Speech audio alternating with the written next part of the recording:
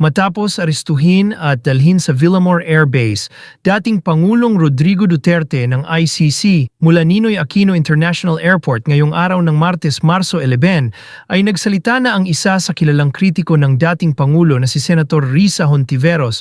Ani Risa sa kanyang Facebook post ngayong araw, "Former President Duterte, arrested."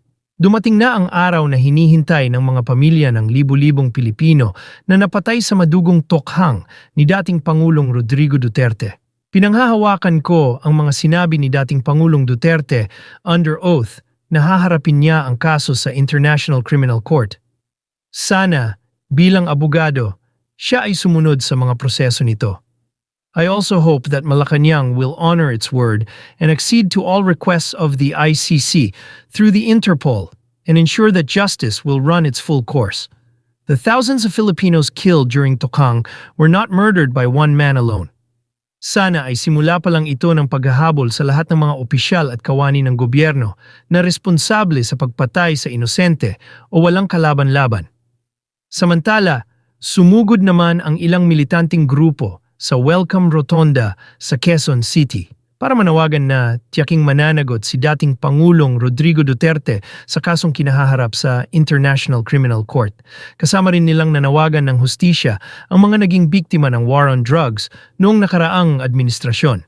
Nag-alala naman ang malapit na kaibigan ng dating Pangulo na si Senator Bongo sa kalusugan ni Duterte ngayong naaresto na ito. Ipinakita pa niya ang reseta ng doktor kay Duterte na kailangan itong ma-admit sa ospital ngayong araw dahil sa pagtaas ng sugar sa kanyang sakit na diabetes. This is to certify that Mr. Rodrigo Duterte, 79 years old, male, consulted me for follow-up care for diabetes management. His glucose levels shoot up to 328, despite insulin regimen daily. He is advised admission to avoid acute diabetes complication by Dr. Rosa Allen Sai. Samantala nagsalita na rin si former Senator Juan Ponce Enrile sa nangyaring pag-aresto kay Duterte.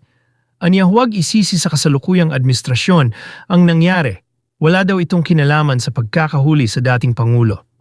The current legal problem of former President Rodrigo R. Duterte is not caused by Philippine laws. His legal problem is caused by laws enforceable by the International Criminal Court, ICCC. It is not correct to blame the Philippine government for the current legal problem of ex-PRRD.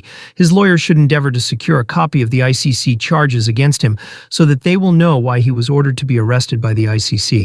Philippine domestic laws have nothing to do with his current legal problem. Sa latest social media post naman ng anak ni Duterte na si Kitty, ipinakita niya ang lagay ng ama sa kasalukuyan. Nagbahagi siya ng isang larawan kung saan makikita ang dating Pangulo na naka-oxygen na habang nakahiga sa isang maliit na kwarto. Captions niya, "They are denying my dad the proper healthcare he needs. They are keeping him confined here and not allowing us to bring him to the hospital. He is getting weaker by the minute." Dagdag pa ni Kitty, puwersahang pinapasakay na raw sa eroplano ngayong araw ang ama. Hindi naman masagot ng mga otoridad kung saan dadalhin ang dating Pangulo. They are taking him out on a plane by force without considering his health conditions. Recognizing our obligations under the okay, sir?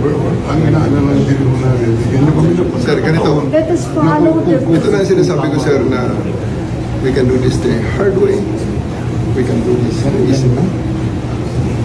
The easy way, sir, is for you to choose 3 people to accompany PR to the plane. May bus dyan, and he's going to the plane. Okay, sir. The hard way. What plane is this, sir? Ma'am, chartered flight. Chartered flight Okay. from? So we need hard to way. know. We The hard- need to know ma'am, where you're ma'am, bringing our ma'am. president. Ma'am, the hard way. Sir, we need to know. Please give Ma'am, us information makinig ka muna, ma'am. where you are bringing Wala sa pay grade ko yun, ma'am. Tagalogin na natin. Sabihin nyo kung saan siya dalahin. The hard way. The hard Pakisagot way. po kami.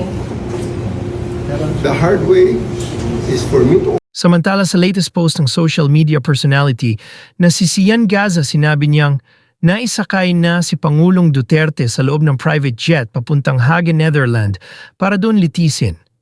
Subalit agad din naman binura ni Sian Gaza ang post niyang ito.